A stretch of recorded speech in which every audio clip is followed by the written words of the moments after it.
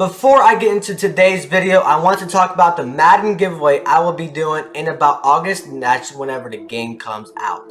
Before I get into specific details, my goal is to reach 300 subscribers. As of right now, at the time of this recording, I'm about 150 range, which is pretty good, so I'm already halfway there. But I do want to gain more subscribers because most of you guys that watch my channel, they're not subscribed. So hit that subscribe button because it takes 2 seconds. And it's very easy to enter the race, I guess you can call it. And I do want to say that once I do hit 300 subscribers, I'll probably announce my winner a couple of days after. So don't expect an answer immediately, or at least a winner immediately.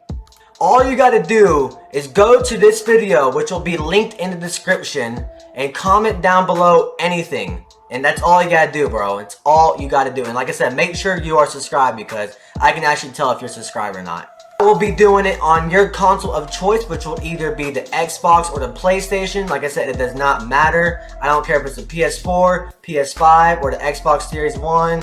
Anything like that, bro. I will give it to you however you want it. So yeah, all you gotta do is subscribe, comment down below on that particular video, which will be linked in the description, and that's all you gotta do, man. Now let's get into this video. If you have been watching my channel for the past week, you already know what the drill is, bro. We're talking about the NFL offseason grades from each individual team and division. And today's edition is the AFC North, which has the Ravens, Steelers, Browns, and the Bengals.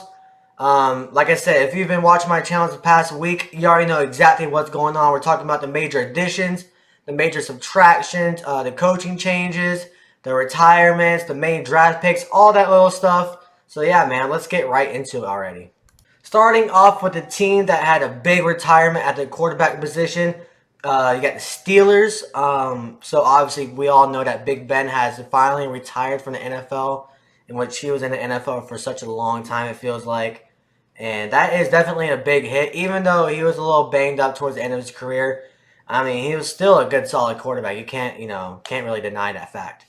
But their main additions for the Steelers is James Daniels, Miles Jack, which is actually a really good pickup, by the way, Mason Cole, and Mitchell Trubisky. And they also drafted Kenny Pickett. We all know that.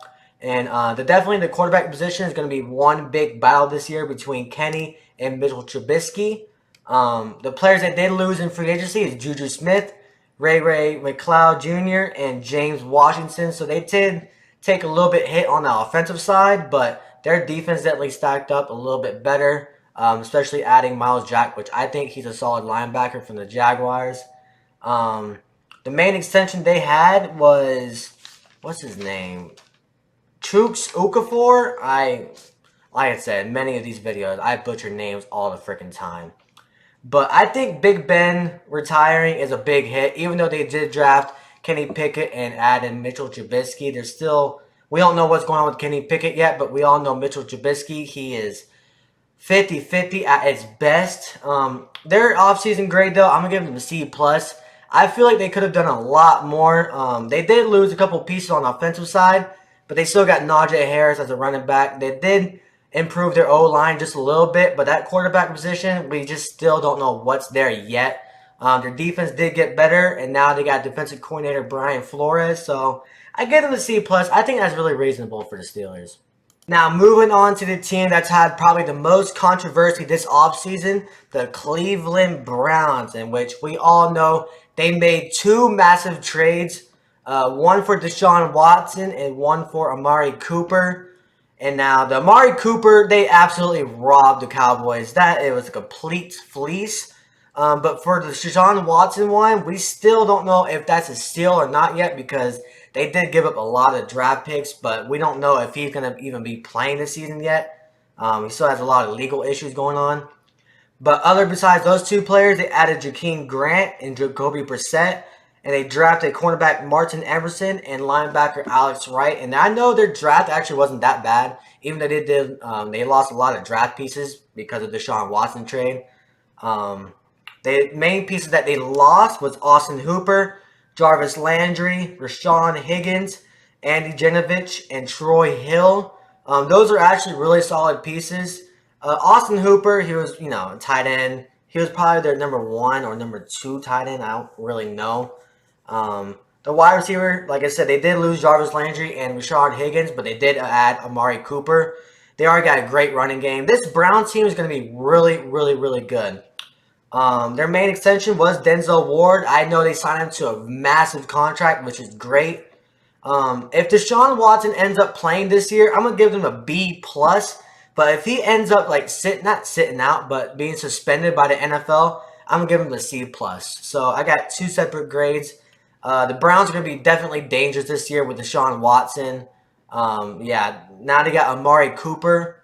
Woo-wee! Like I said, B plus with Deshaun Watson, C plus without Deshaun Watson. Now, transitioning over, we're going to talk about the Baltimore Ravens. Now, honestly, they did have a sneaky good offseason. They didn't make a lot of big moves, but they did sign like a lot of like good players from free agency. Like Marcus Williams, Morgan Moses. Those are two big defensive players they signed. They also drafted safety Kyle Hamilton and Tyler Linderboom. I believe that's how you say his last name. He was a center. So I feel like their draft was actually not that bad at all.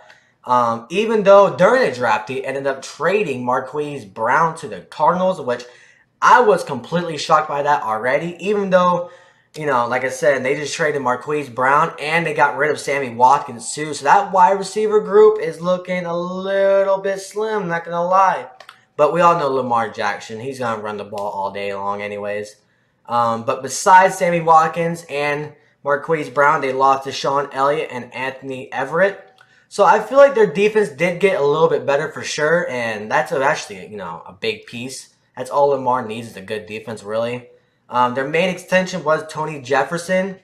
But looking overall at the Ravens offseason, I'm going to give them a B because I feel like they could have done maybe a little bit more to add depth to that offense. But, I mean, I think it's still solid.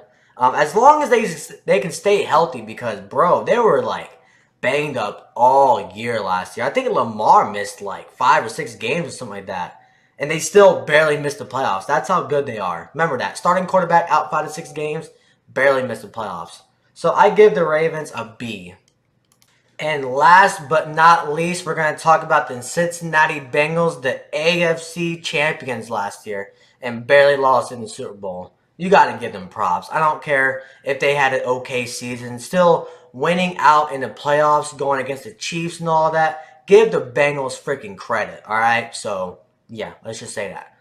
But I feel like they've had a really good offseason. They addressed what they needed, in which we all knew they needed an offensive line. So they added Alex Kappa, La'el Collins, and Ted Karras on the offensive line, which I feel like that's absolutely massive. Those are basically their 3 starters just right there. Better than the whole offensive line from last year. And they also added Hayden Hurst, so that's a solid little tight end. And they drafted safety Daxton Hill, so their defense actually was not that bad last year. They had a couple, you know, bad games here and there, but like I said, this Bengals team needed an offensive line so bad. We all seen it in the Super Bowl. They gave up like 10 sacks or something like that. Even against the Chiefs too, and they still won that game somehow. Their biggest loss, was C.J. Uzomah, so they kind of replaced him with Hayden Hurst. Their main extension was B.J. Hill. And who else did they lose? They lost somebody else. Oh, Ricardo Allen also retired, so that does take a little bit of a hit. But like I said, their main concern was offensive line. And just because they did address that, I am going to give them an A. Like I said, their offense was already really good last year with a terrible O-line. And they literally addressed 3 positions right off the bat in free agency. And I know they drafted a couple offensive linemen in draft, but we don't know how those really end up happening, throughout the season. But that's absolutely massive for the Bengals. I give them an A. For sure, a great offseason. But that wraps up this video. If you liked the video, hit that like button, subscribe if you have not already, and comment down below what you think, man, because you can't agree with me 100% all the way. So, and I'm out of here. Deuces.